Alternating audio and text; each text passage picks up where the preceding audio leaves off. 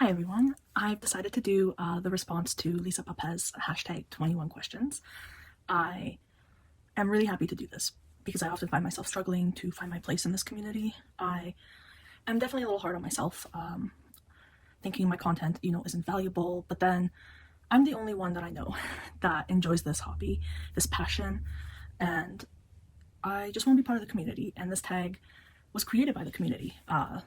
Different people pose different questions and then Lisa put them all together, and I thought it was really cool and I want to be a part of it, so I'm gonna try and keep it brief. Sorry, allergy season. I'm gonna try and keep it brief, and here we go. The first question is, what is the deck they'll have to pry out of your cold dead hands? And already I wanted to cheat because I have two hands, so two decks, right?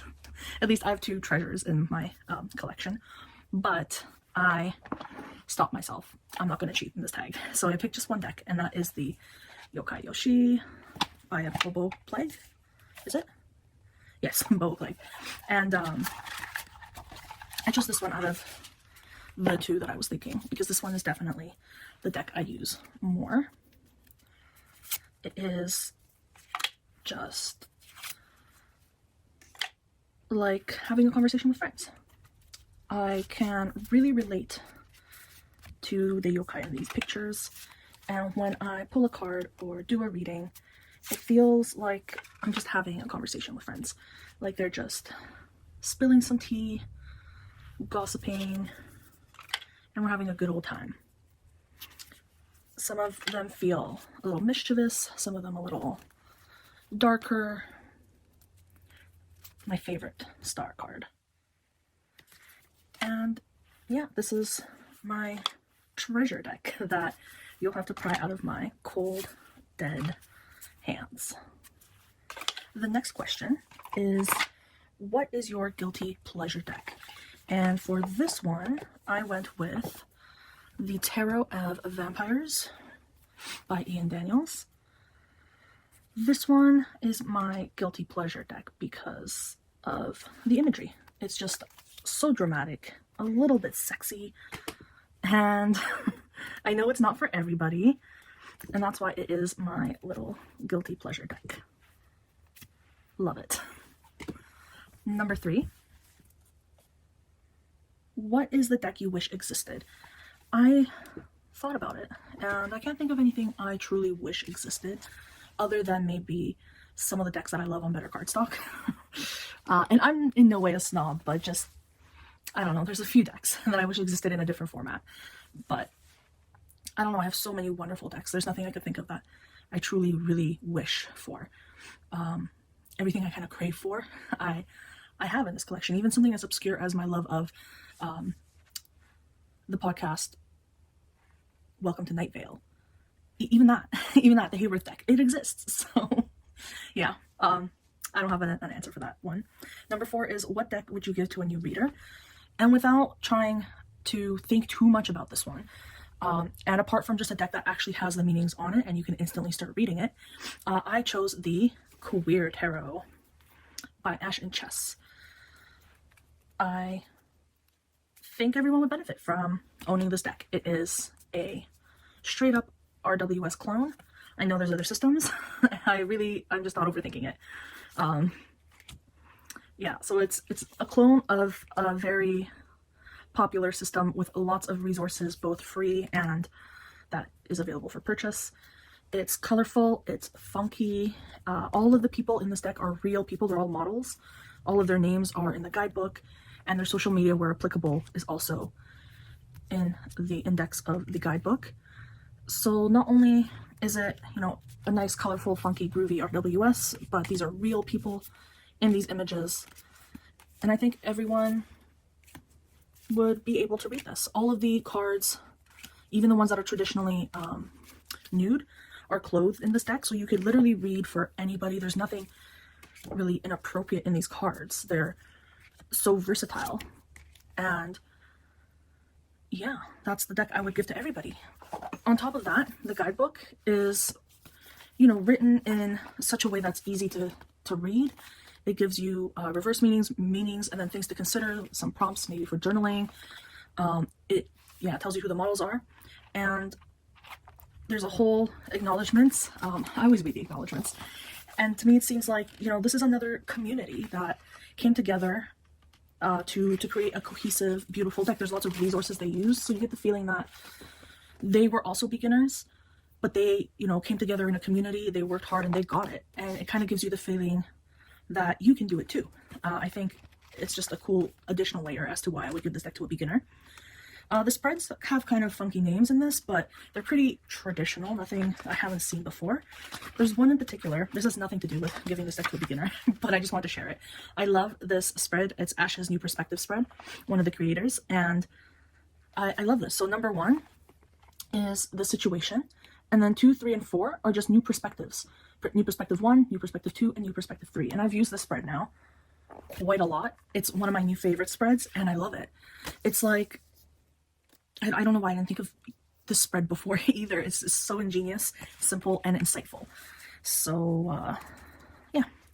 The Queer Tarot is what I would give new readers, or the deck that I would gift to people, to new readers. I forget the question already. Let's move on. Number 5. What deck do you want to get along with, but it just never clicked? Well. I also have 2 of these, but I'm only going to show one. It's the Voyager Tarot. I did the hashtag tarot throwback where I talk about this deck and the other one. And I committed myself to this deck for over a month. And that was the second time I tried to bond with this deck.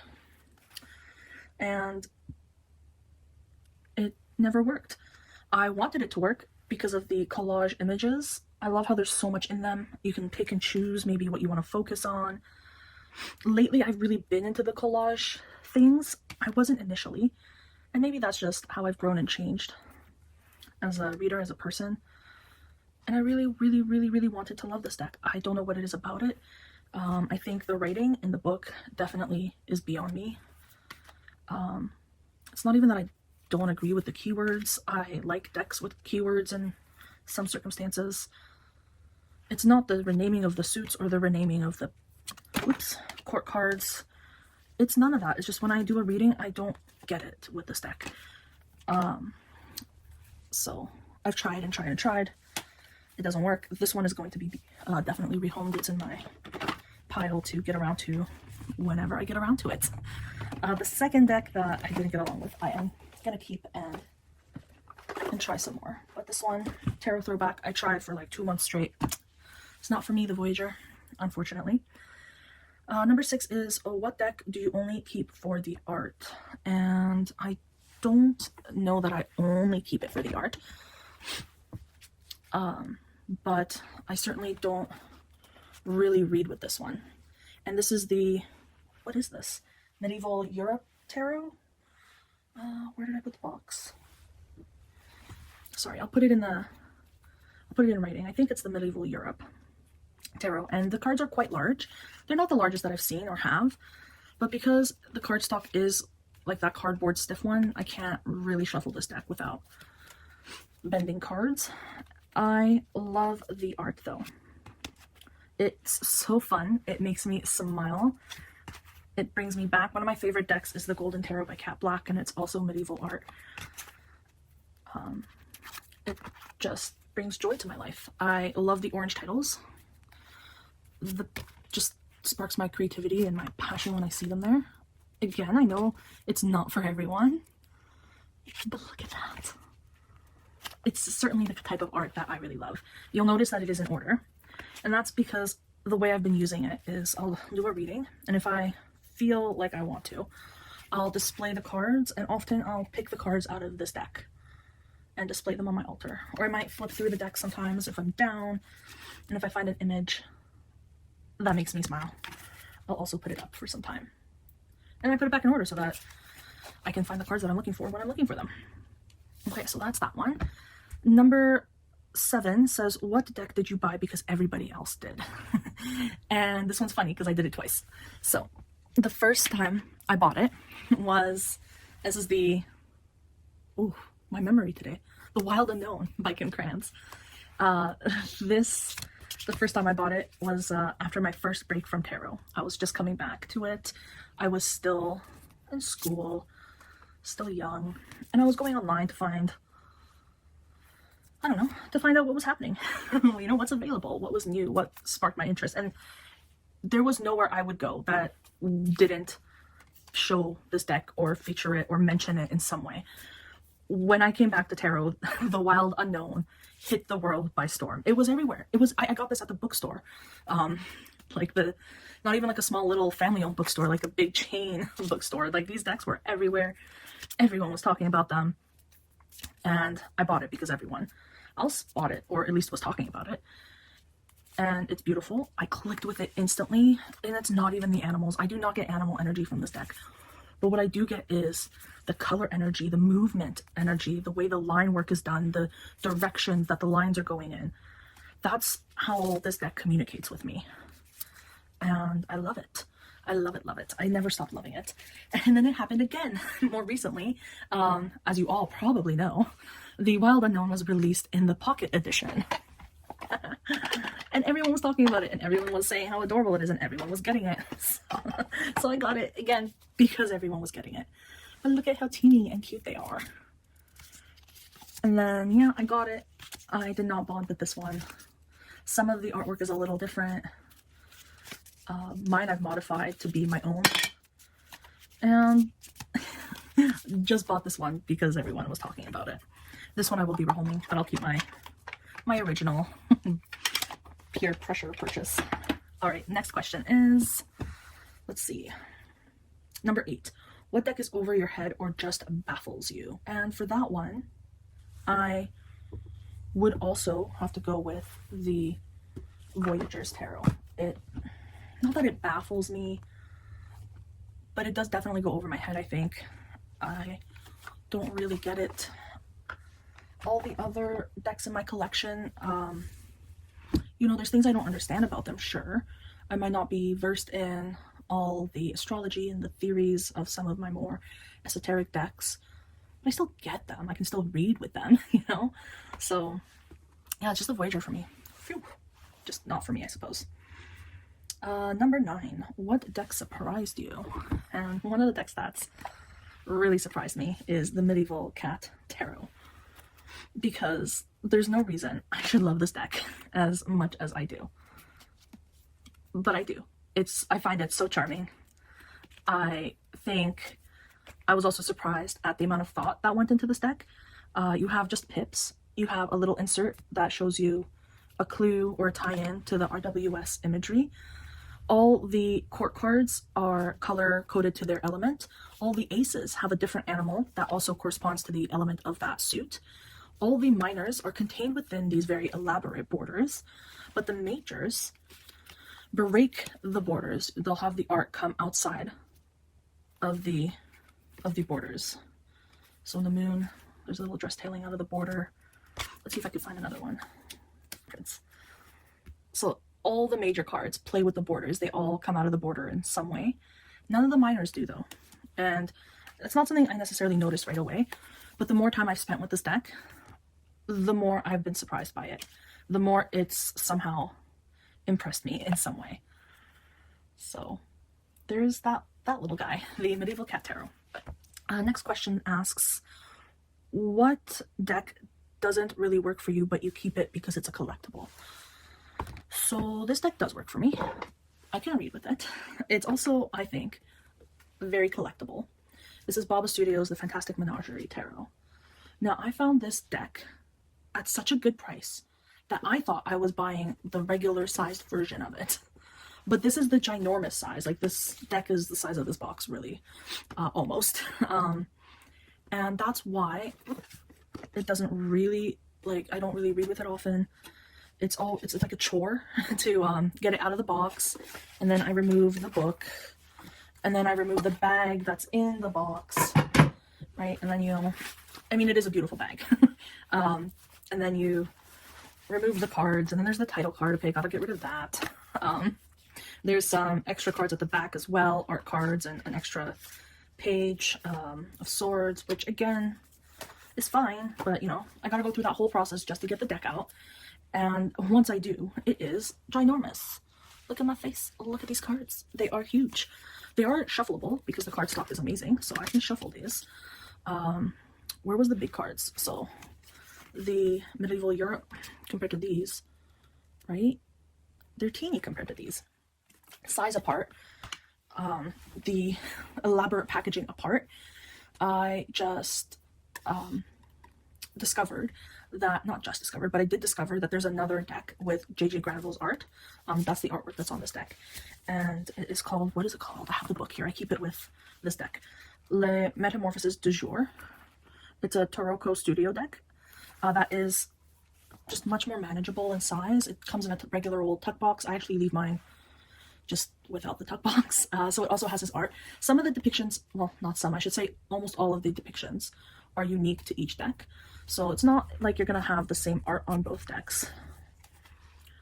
But because the other one is so close at hand and so easily accessible, this one I keep just on my shelf with my other decks. I'll pull it out sometimes, look through the pictures. Oops, there goes a bunch of them. I think they're still in order from the last time I reordered them. And that should tell you how little I actually read with this deck. Not that I can't, or I won't. But I have another deck that's easier to access and use. And in all honesty, this deck was so reasonably priced. I was buying it from a buyer that doesn't speak English. There's a bit of a language barrier, and I honest to God thought I was buying the regular version. I would have never expected this extravagance for what I paid. So definitely a collectible. I don't think it's going anywhere. I do enjoy it, and it's not that I won't use it, and I just don't need to use it, and that's really lucky for me. Very grateful to be in a position that I am in, that I can have two J.J. Granville decks. All right, the next question is number 11. What deck is your favorite gilded deck? I like any deck that is like those matte, the matte gilding. I really like the matte gilding. But the most unique one in my collection is the Weird Cat Tarot. It's this pink, shiny, super glossy. You can see the camera. And it's held up. It's held up pretty good for a shiny gloss. But yeah, basically any gilding that is matte, unique, and doesn't damage the cards, you'll see all these cards are, you know, perfectly undamaged. There's no coming up on the edges because of the gilding. I'm not too picky. I'm not too picky with gilding. As long as the cards aren't damaged because of it and it doesn't hurt my fingers, we're good to go. And this one's just a fun pink bright color. All right, number 12. Which deck do you love but hate the cardstock? I really wanted to say the Witch's Wisdom Tarot, but since they are fixing that, I decided to give them a break. And I'll show the Guardian of the Night Tarot instead by MJ Colonnane. It's also Hay House. I think it's like that same horrible cardstock. It's literal cardstock. It hurts to hold. I don't mind the size if it was on the cardstock, let's say from Baba Studios, or even just like make plain cardstock, honestly. But this hurts to hold. And the first time I shuffled it, the very first time, I heard this ripping noise, and I tore the back, like the paper just tore off. I like glued it back on. If we pass that card, I will show it to you. I didn't prepare it in advance because I try to not remember which card it is so that I don't, you know, so that I don't know when I'm doing readings, and so that I don't hate this deck. I try to make myself forget, and it's not that hard. I have a very bad memory. Which card that was. So, but this is the deck that replaced the Brady Tarot for me. The energy in these cards, now this is animal energy to me. I don't have to read the guidebook, although that guidebook's really well done, in my opinion. I get it. I get all these images. I get the choices. I just get it. And it's just a beautiful storyteller. It's a great truth teller. And it's on horrible cardstock. Now that they're redoing The Witch's Wisdom, I'm keeping my fingers crossed that they'll redo this one as well. Again, I don't even mind the size. They can keep the size. They can make it bigger. They can make it smaller. Just don't print it on cardboard. All right. Question number, where are we? 13. What deck gives you the willies? I don't have a deck that scares me. I've definitely had some readings that have given me the willies. I think I talked about one of them in one of my 31 days, 31 questions, And another deck I'll show you later. I'll talk about a reading that I got from that one as well. So number 14, what's your favorite deck for shadow work? Without going into too much talking about shadow work, I do enjoy the El Goliath for taking a walk through the shadows. It's a beautiful deck. I don't think that's its only strength or purpose, but since this question was posed, this is one that will take you into the darkness, but then will bring you back out again. It is another nature animal based deck, and it's another one where the animal energy specifically doesn't always come into play. Sometimes it does, sometimes it doesn't. It's more of a general feeling, along sometimes with the titles, because some of the titles are changed. Not some of them, they all have like a separate little, oh well, that's an oracle one. Let me find you a tarot card. I have the oracle mixed in here. So the Queen of Swords also has a title that says the Baroque Queen.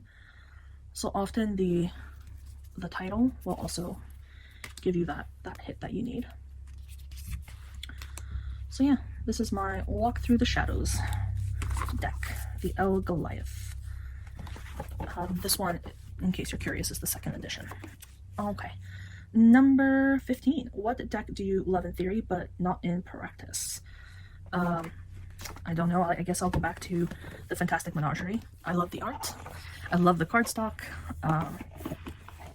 Just, they're huge and a bit of a burden to get to. Because of the beautiful presentation and the ginormousness of the cards. What deck would you never use to read for someone else? I went with the Tarot of the Sweet Twilight because I used this deck to help me get through a tough time, and now it just seems so sad to me. It's like it's been imbued with my sadness. All of these cards look so melancholy. They're beautiful, but when I'm reading for someone else, not that I do very often, I mostly just read for myself, sometimes for friends, I don't want to be influenced by my own very specific experience with this deck, and I don't want to give them a really depressing reading because these images make me feel like it's sad. So for that reason, this is one that's just for me. Next up is what deck would you never use for yourself? And I don't have one of those. Like I said, I really only just read for myself. So everything I have, I use. Number 18 says, what deck could you not bring yourself to buy? And it's basically any out-of-print deck. Anything that's just too expensive. I can't think of a specific one that I couldn't bring myself to buy. And often, when such a thing does present itself, I wait it out and see if it does come to me in some other way, like that Fantastic Menagerie Tarot. Who would have thought that I would have got it at the price that I did?